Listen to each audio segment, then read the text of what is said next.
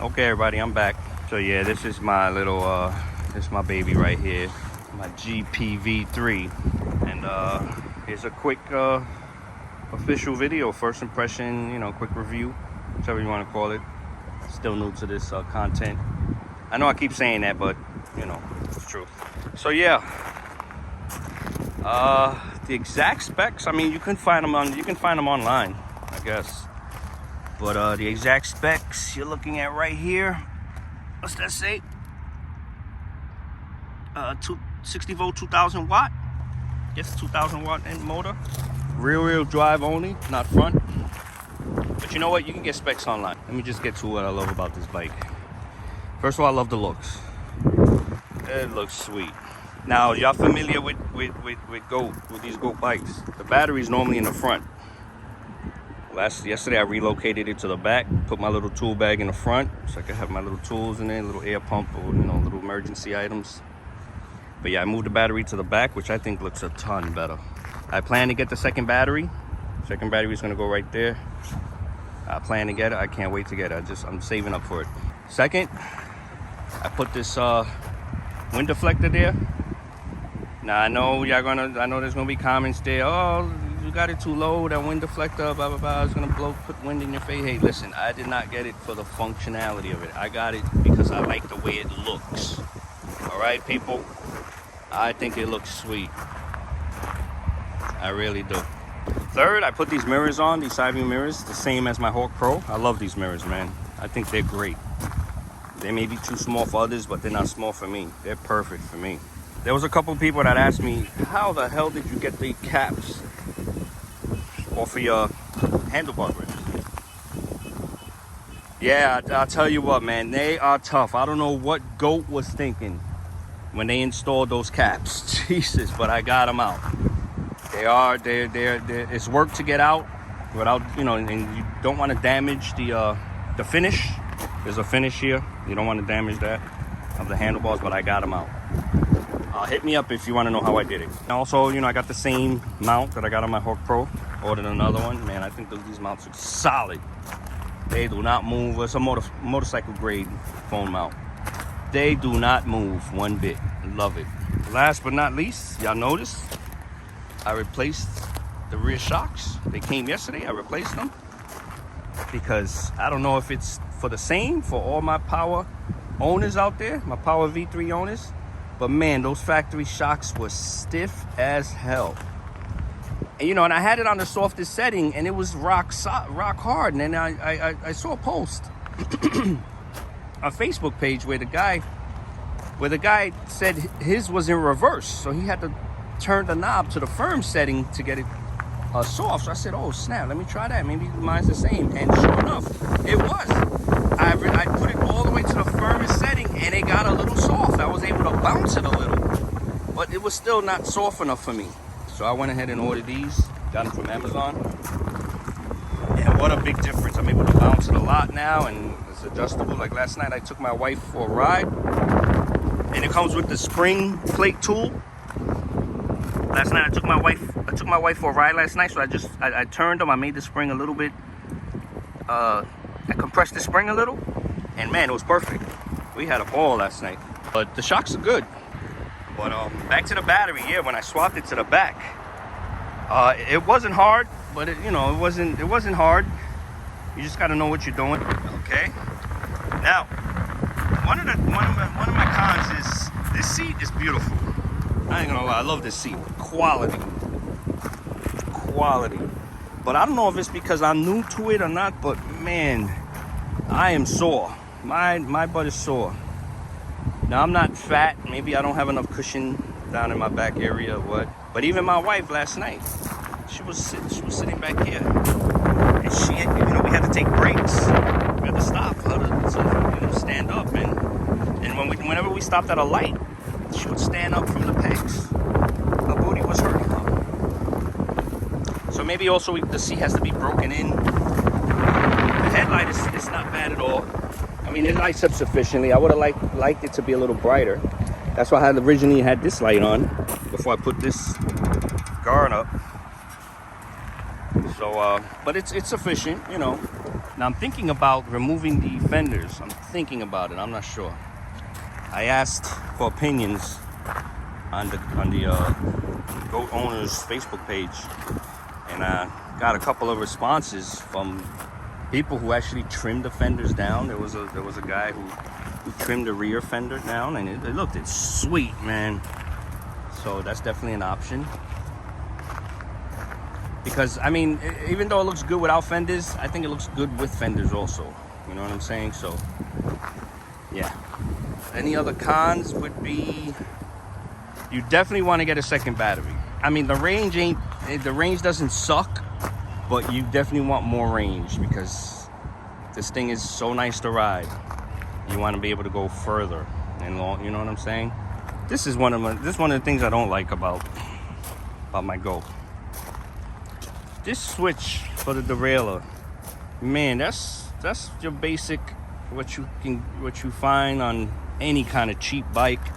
It would have been nice if, even if they would have had it all black, it would have been much better.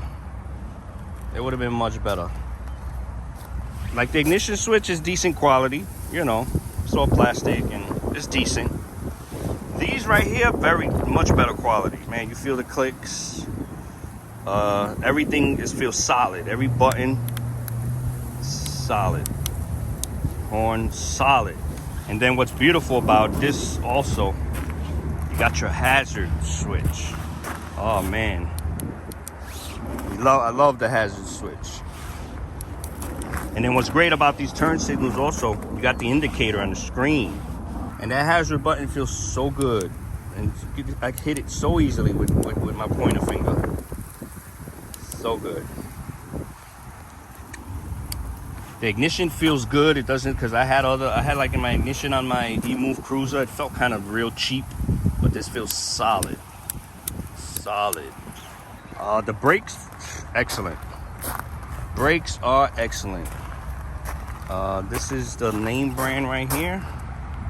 Ron Gun. I believe it's Ron Gun.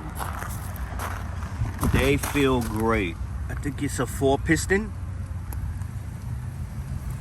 The size of that disc too, big disc.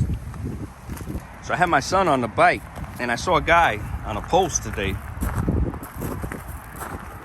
He installed, because when, you know, I took out the battery from here and moved it to the back, so you got these bolts underneath these bolts here, and they continue to go up. And he hooked up a peg system for his daughter. She rides. So I ride with my son here too, and he was putting his feet on the battery. Now I don't have the battery, he definitely needs something to put his feet. So I'm definitely gonna hook up some kind of pegs here. And I wanna get them so they can at least fold up out of the way. Stay tuned for that. I love the bike. Yep, so the future upgrades that I'm planning is a second battery. The tires are good, but you know, why not? I'll be looking at tires. Oh, okay, in case any of y'all that aren't unfamiliar with Goat bikes, the Goat Power Bike, y'all were wondering what this is here. This came with a lock, so you can lock your wheel. Now, don't depend on this lock. I mean, it locks the wheel, so somebody, you know, two guys could pick up the bike, throw it in a truck, and go. You definitely want other locks where you bolt your bike to a pole or something. But basically, let me give you a little view here. Basically, you open this cap up, you got your key, and you unlock it. It's a rod, it's a steel rod that goes all the way across. See? So when you unlock it, you pull that whole steel rod out,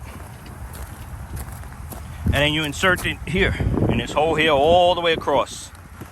It comes out to the other side. Comes out to the other side right here, and then you lock it back up. You lock it back up through here, and then that prevents the wheel from moving. It's great. Oh man, it's great. All bikes should have this, but not as your only lock. You definitely need to lock the bike to somewhere, a pole, or to prevent it from being carried and thrown in the back of a truck. But yeah, I'm digging it, man. And my wife loves it too. I'm digging it. If you have any questions or suggestions, DM me. You know the routine. As far as the front suspension goes, it's decent. It's decent. You can adjust it, and the adjustment works great. all the way firm. If you put it to the firmest setting, it will not compress. Put it to the softest setting, compresses very easily. I would say you have about a 2-inch travel on the fork. And the tires make up for it. These nice, big, fat, soft, fat tires, they make up for bumps too. That's one of the advantages of riding a bike versus a scooter. I mean, you know, my scooter, my eyes are glued to the road. I mean, not glued to the road, but I'm watching out for anything. Manhole covers, bumps, anything. The bike, you still gotta watch, but it's not as, if you miss a bump, you just feel it. You won't, there's no chance of you losing control or getting unstable or breaking a shock or something, because that happens when my Yumi hit a lot of bad bumps. The shocks self-destruct on you. So that's one advantage of having a bike. You know, you can get away with hitting some bumps, but it's always good to avoid them. But yeah, I think I covered pretty much everything here. I never pedal. I mean, I pedaled just a few times to see how it felt, but I don't pedal. And I know some of you are saying, well, then why didn't you just get the pegs? No, don't get the pegs, because here in the city, if you have just pegs, then this class of this is not a bicycle anymore, and you'll give the police a reason to mess with you. At least with pedals, it's still a bike. Now, also, there's one thing. Yeah, I almost forgot. Let's power it on real quick. You guys, let's see if you guys can notice it. You see, my odometer and my trip are identical, because there's this glitch in this display where the trip is synced with the odometer. It doesn't reset. And yeah, I contacted GOAT, and even people online, they told me how to remedy this, but it's not working. It's not working. Even GOAT, they sent me pictures on how to fix this glitch here, and it does not work.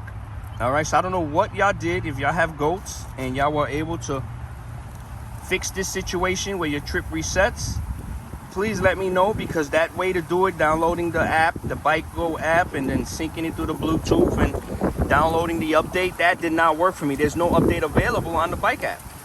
On the BikeGo, it says file not available. Must open up other app and open up the file in that other app. It does not work. So yeah, but like, this ain't a deal breaker. You know, I mean, if I want to keep track of the miles, then I'll do it on my phone. But I would love for the trip to reset. That would be awesome. I know eventually I'll get it to reset. But that's the only annoying thing. But everything else, no problem.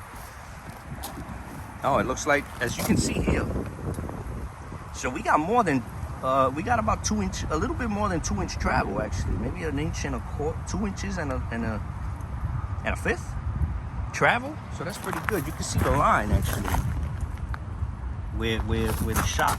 Yeah, that's a good amount. Now the battery had a GOAT sticker on it. I took it off. Yeah, then that was unnecessary. So it looks better. But yeah, all right, guys. I think I covered about everything. My first impression, quick review. Stay tuned. I got a lot of content lined up, especially when I get the second battery. Stay tuned, guys. Ride safe. Thanks for watching. Subscribe.